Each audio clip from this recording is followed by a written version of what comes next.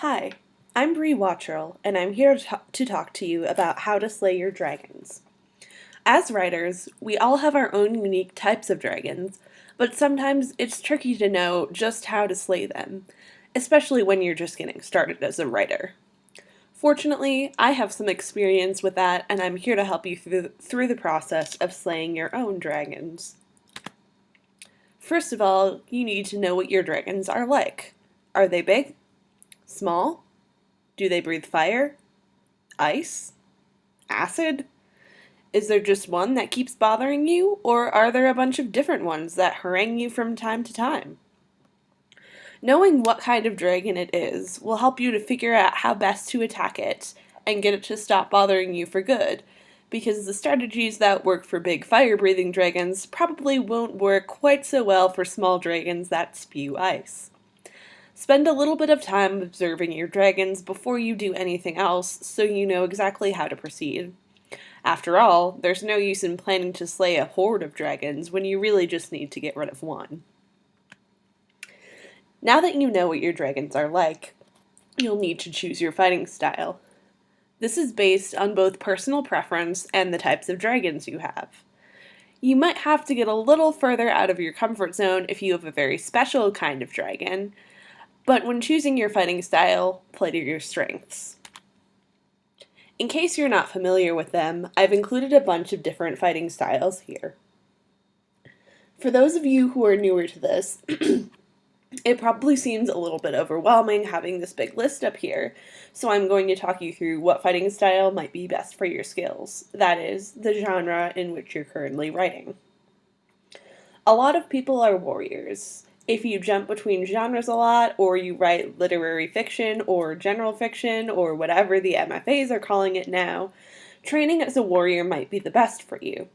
It's not especially subtle, but you hit stuff with a sword and it gets the job done for pretty much any type of dragon you'll have to deal with. If you want to bring a little more personal morality into the game, but are inclined to a more warrior-like fighting style, being a paladin might work for you, since it involves focus on some kind of higher power or set of ethical codes.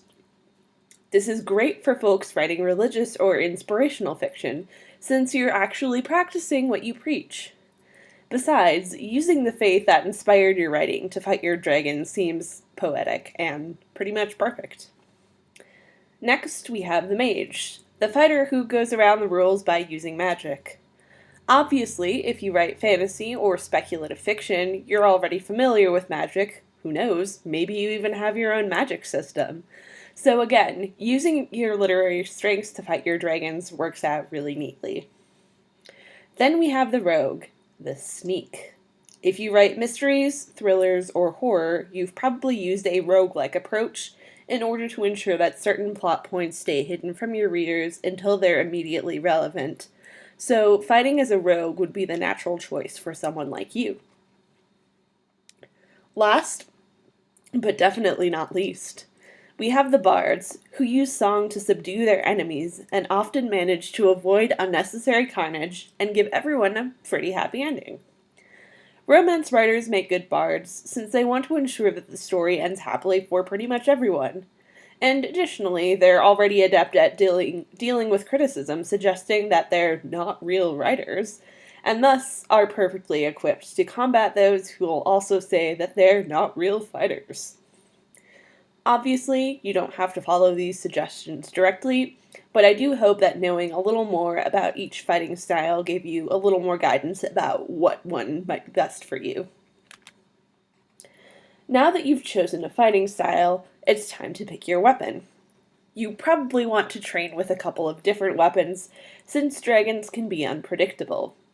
Choosing class-specific weapons is good and definitely important. Every mage needs a staff, every bard needs an instrument, and so on and so forth.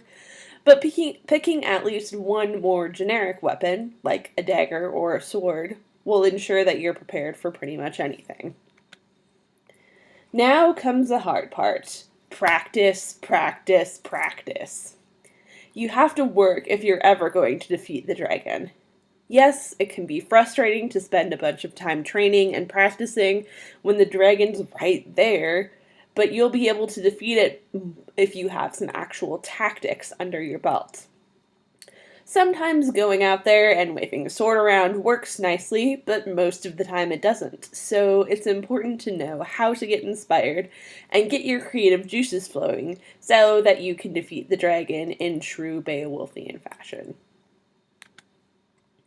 One thing that's important to remember is that it's best to start training with someone whose fighting style is similar to yours. If you're a mage, you'll have better luck learning spells and evasion tactics from other mages, but still, training with paladins and rogues from time to time will ensure that your fighting style is up to scratch for the different situations you might find yourself in. And now comes the fun part.